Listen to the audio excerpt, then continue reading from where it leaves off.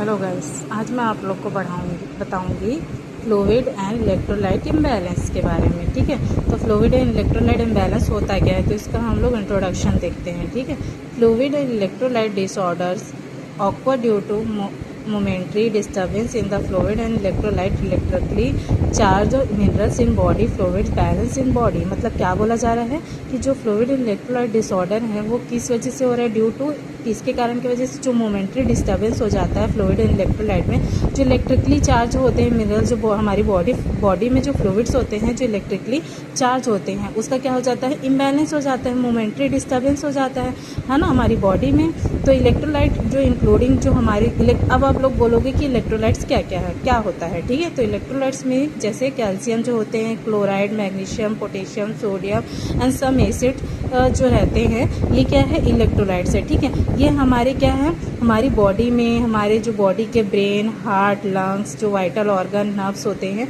उसमें adequate amount में जब ये प्रेजेंट नहीं रह पाते हैं तो उसको क्या कहा जाता है, फ्लूइड एंड इलेक्ट्रोलाइट इम्बैलेंस कहा जाता है। ठीक है, और टाइप्स क्या है, टाइप्स इसके, fluid volume deficit and hypovolemia, fluid volume excess और हाइपरवॉलीमिया।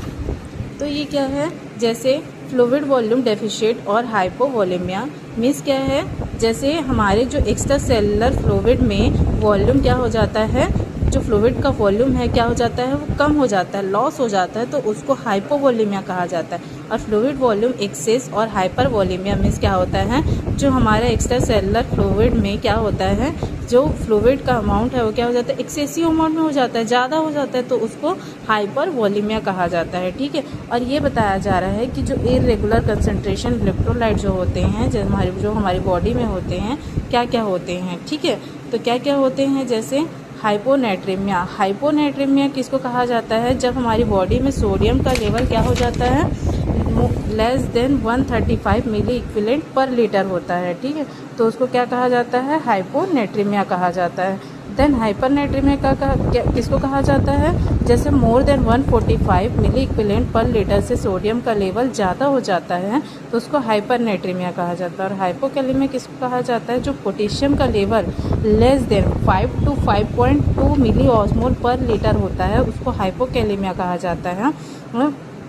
और जब हमारी बॉडी में पोटेशियम का लेवल ज़्यादा हो जाता है, मोर देन 5.0 मिली इक्विवेलेंट पर लीटर से, उसको हाइपरकैलेमिया कहा जाता है। और हाइपोकैल्सीमिया किसको कहा जाता है, लेस देन 8.6 मिलीग्राम पर डेसीलीटर में से कम होता है कैल्शियम का लेवल, उसे हाइपोकैल्सीमिया कहा जाता है। और हाइपरकैल्सीमिया किसको कहा जाता है, मोर देन 10.2 मिलीग्राम पर डेसीलीटर, जब कैल्शियम का लेवल हो जाता है, ज़्यादा हो जाता है 10.2 मिलीग्राम पर डेसीलीटर से, उसको हाइपरकैलेमिया कहा जाता है। और हाइपोमैग्नीशियम किसको कहा जाता है, लेस देन 1.46 मिलीग्राम पर डेसीलीटर होता है मैग्नीशियम का लेवल, उसको हाइपोमैग्नीसीमिया कहा जाता है। ठीक है, अब इसके आगे देखेंगे कि हाइपरमैग्नीसीमिया किसको कहा जाता है, सीरम मैग्नीशियम का लेवल जब क्या हो जाता है, मोर देन 2.3 मिलीग्राम पर डेसीलीटर से ज़्यादा रहता है, उसको हाइपरमैग्नीसीमिया कहा जाता है।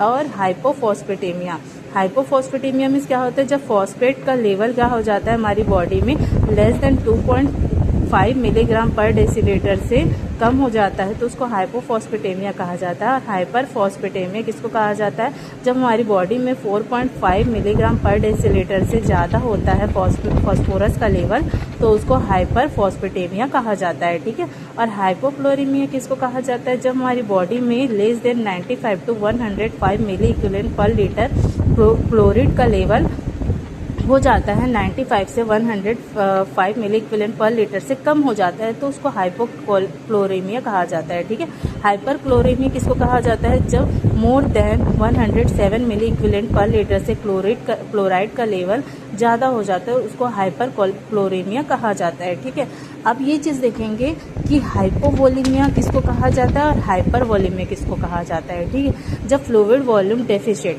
हाइपोवॉलीमिया को फ्लूइड वॉल्यूम डेफिशिट के नाम से भी जाना जाता है। ठीक है, ये कब होता है, जब एक्स्ट्रा सेलुलर फ्लूइड का क्या है, इक्वली अमाउंट वाटर और इलेक्ट्रोलाइट्स क्या होते हैं, जब क्या बोला जा रहा है, this condition arises when almost equal amount of water and electrolyte are drain out from extracellular fluid.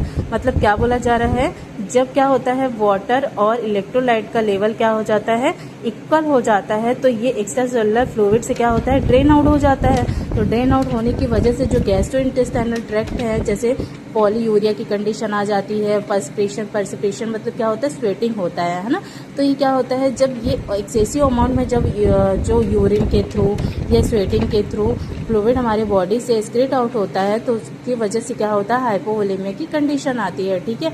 और एटियोलॉजी में क्या बोला जा रहा है, जैसे शॉर्टेज ऑफ फ्लूइड इनटेक की वजह से, है ना, शॉर्टेज ऑफ फ्लूइड इनटेक या कोई हाइपोवोलेमिया की कंडीशन आती है डायफोरोसिस की वजह से, है ना, स्वेटिंग होने की वजह से, एंटी डायरेटिक हार्मोन एक्सेसिव होने की वजह से फ्लूइड डेफिशिएट हो जाता है।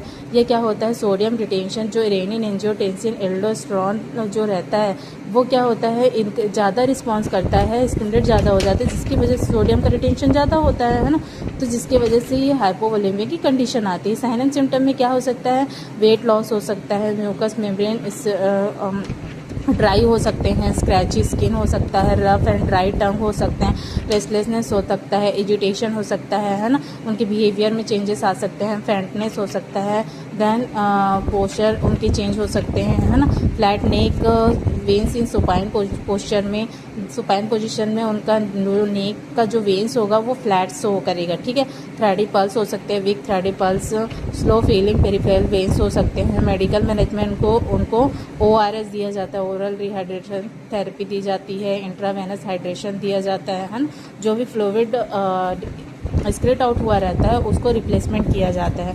नर्सिंग मैनेजमेंट में आप क्या कर सकते हो, नर्सेस उनको एजुकेट करती हैं, पेशेंट के फैमिली मेम्बर्स को कितना फ्लूइड लेना है, क्या करना है, कितने टाइम पे इंटेक करना है ना। उनको डिहाइड्रेटेड बॉडी रहती है, उनको इंट्रावेनस फ्लूइड के थ्रू उनको एडमिनिस्ट्रेशन कराया जाता है, मेंटेन किया जाता है बॉडी के फ्लूइड को। ठीक है। देन उसके बाद अब देखेंगे हम लोग हाइपरवोलेमिया। हाइपरवोलेमिया में किसको कहा जाता है, फ्लूइड वॉल्यूम जब एक्सेस हो जाता है हमारी बॉडी का, उसको हाइपरवोलेमिया कहा जाता है। ठीक है। जब क्या बोला जा रहा है, जब ये जो सोडियम और वाटर का कंटेंट हमारी बॉडी में क्या हो जाता है, बढ़ जाता है। कब बढ़ जाता है, जब ये क्या जो एक्स्ट्रा सेलुलर जो फ्लूइड्स होते हैं, एक्स्ट्रा सेलुलर फ्लूइड क्या हो जाते हैं, जब एक्सपेंशन हो जाते हैं, तब उस कंडीशन में क्या हो जाता है, सोडियम और वाटर का कंटेंट क्या हो जाता है, बढ़ जाता है। तो उसकी वजह से फ्लूइड वॉल्यूम एक्सेस हो जाता है, उसको हाइपरवोलेमिया कहा जाता है। और एक्सेसिव IV फ्लूइड एडमिनिस्ट्रेशन कराने की वजह से भी कॉज करता है ये, है ना। और क्या बोला जा रहा है, जैसे कोई क्रॉनिक रीनल फेलियर डिजीज हो गया, कंजेस्टिव हार्ट फेलियर डिजीज हो गया, या कोई कॉर्टिकोस्टेरॉइड मेडिकेशन ज़्यादा ले लिए, उस कंडीशन में ये कॉज करता है। साइन एंड सिम्टम में इनका एक्यूट वेट गेन होता है, पेरिफेरल एडिमा होता है, ब्रीथलेसनेस होता है।